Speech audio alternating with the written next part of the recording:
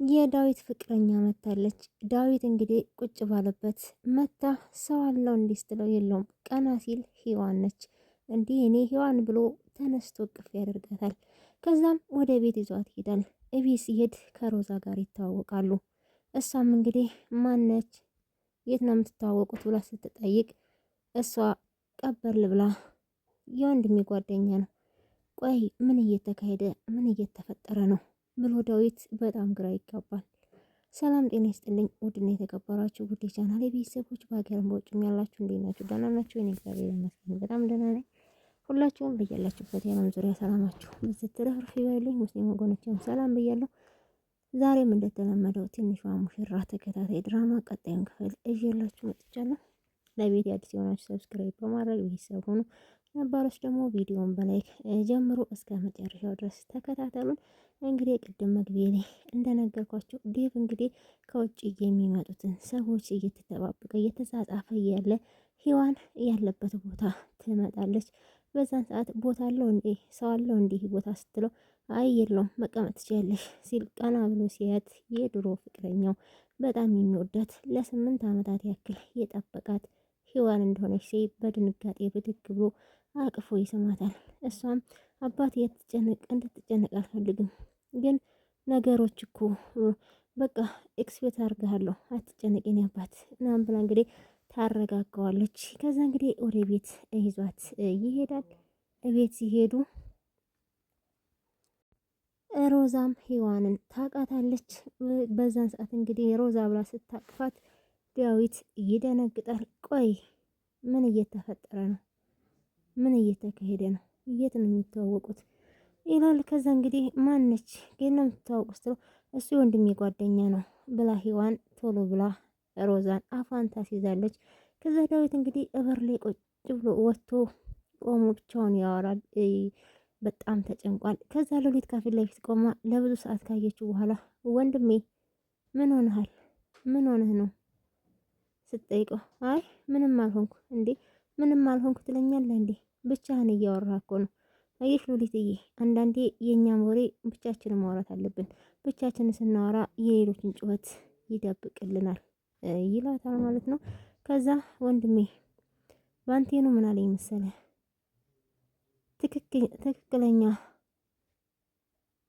መድረሻሽ ጥንካሬሽ ዴቭ ነው ብሎኝ ነበር።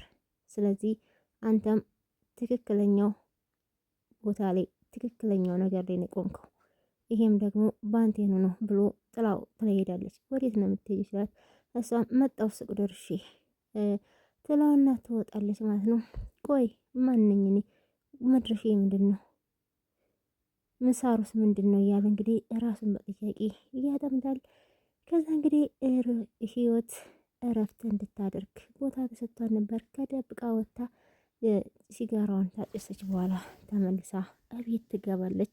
እቤት ስትገባ ሮዛ እንግዲህ ፏ ብትና አድርጋ ቡና አፍልታለች። ከዛ ቡናን አፍልታ እንግዲህ እንዴት ያምራል አንቺ ለውድ ጓደኛዬ ላንቺ ነዋ እንዲህ ፏ ያደረኩልሽ ስትላት እሺ አመሰግናለሁ እያለ እንዳለች እያወሩ እያለ ዴቭ ይመጣል። ዴቭ ሲመጣ እንግዲህ ቁጭ ይላል ማለት ነው። ከዛም በኋላ ተኮር ብላ ስትየው ሮዛ እንዴ እኔ ፍቅር መጣክ እንዴ? ይኸው በቃ ግባና ቀያይርና ልብስህን ቡና እንጠጣ፣ ቆንጆ ቡና አፍልቻለሁ።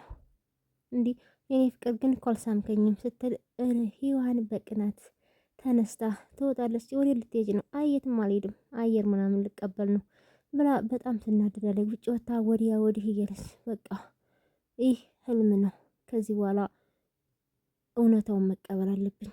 ደስታው ያስደስተኛል፣ ሀዘኑ ያሳዝነኛል። ስለዚህ እያንዳንዱን ነገር መቀበል አለብኝ። ዴቭ ከኔ ሄዷል ብላ ራሷን ልታሳምን የምትሞክርም ግን በጣም ታፈቅረዋለች፣ እሱም በጣም ያፈቅራታል።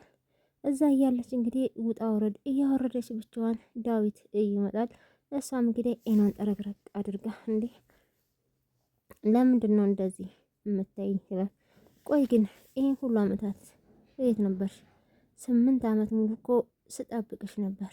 አይኖ እኔ አውቃለሁ። እኔም እነዛን ዝልዛል አመቶች አንተን ስለማቀፍ ካንተ ጋር ስለማልጀት ካንተ ጋር ስለመሆን ብቻ ነበር የማስበው። ግን ታዲያ የት ሄደሽ ነው? ምን ሆነሽ ነው? አንተ ጭንቅላት ግን በተለያዩ ነገር ስለሞላቸው ብነግርህም አታምነኝም እንዴ? ለምንድን ነው ማላምንሽ? አምንሻለሁ። አይ አታምነኝም ብላ ልቧን በሀዘን ትሰብራለች። ከዛ እንግዲህ እሱም እንደዛው እያወሩ ወደ ቤት ይገባሉ።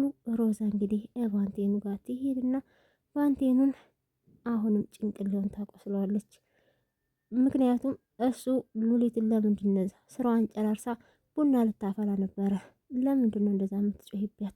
ቆይ ምን አድርጌ ነው የምትላት? ቆይ አንተ ምን አገባ? ከመቼ ወዲህ ነው ለእሷ መቆርቆር ያሰብከው? አየሽ እኔ 99 ሞት ቢመጣ አንዱን ግባ በለው እንዳለው ነው። ለምንም አልፈራ። ምናልባት እኛንና ሔዋንና እኛን በፈጠረበት እንጂ እሷን በፈጠረበት እጁ እኛን መፍጠሩ የፈጣሪ ጥበብ አይገርምም ይላታል። ምን ለማለት ፈልገ ነው? አየሽ አንቺና ሔዋን እስኪ ራሽን ተመልከችው እስኪ ሔዋን ብሎ እሱም በምላሹ ሮዛን ያቃጥላታል። እሷም እንግዲህ በጣም ያበዛው አልመሰለህም እንዲህ ብላ ተነስታ ጥላው ትሄዳለች። ከዛ እንግዲህ ሔዋን ባንቴኑ ጋር መጣ። ቆይ ከተጎዳህ ቆየህ እንዴ ስትለው አይ ብዙም አልጎዳሁ። ኧረ እባክሽ እንደዚህ ፈገግ ብለሽ አትይኝ፣ ፈገግ ብላ አትበይ። ልብሽ እንዴት እንደሚያቀልጥ ሰውነትሽ፣ ፈገግታሽ እንዴት ልብ እንደሚያቀልጥ እያለ ብቻውን ይወራል። ማለቴ ጉዳት ከደረሰብህ። አይ ብዙም አልቆየሁም። እና ታዲያ አይ የኔ ብዙም አያሳስብም። የመዳን ጊዜ 50-50 ስለሆነ ብዙም አልጨነቅም። እንዴ 50 እኮ በጣም ብዙ ነው። እኛ አሁን ከደቂቃዎች በኋላ ምን እንደሚገጥመን እኮ አናውቅም። እንግዲህ ያው ዴቭ ሀገር ውስጥ ያሉ ስፔሻሊስቶችን እያነጋገረልኝ ነው። ያው የመዳን እድሌ 50-50 ስለሆነ ብዙም ተስፋ የለኝም፣ ተስፋ ቆርጫለሁ ይላታል። ግን የሆነ ቦታ ማቀ መሰለኝ ትላለች። አይ እኔ እንጃ አታቂኝም ይሆናል እያለች እንግዲህ እያወራች ሮዛ ትመጣለች። ሮዛም ከዛ እንግዲህ ታያቸውና እያንዳንዱን ነገር ታስታውሳለች። ከዛ ባንቴኑን እንግዲህ ሁለቱንም ማጥፋት እንዳለባቸው ተነግረዋለች። ከዛ እሱም እኔ ከዚህ በኋላ ተስፋ የለኝም፣ ምንም ቢፈጠር ግድ አይሰጠኝም። ስለዚህ ምን ለማድረግ ነው ያሰብሽው? ለምን በቀጥታ አትናገሪም? ይላታል። እሷም ሁለቱንም ማጥፋት ወይም አንዱን አጥፍተን ምስጢራችንን እስከ መጨረሻው ድረስ መክደን፣ ካለዛ እያንዳንዱን ነገር ሔዋን እንደምታውቅ ዴቭም ያውቃል። ከዛ መጨረሻችን ይሆናል። ሚስጥር ስትል እንግዲህ ሔዋን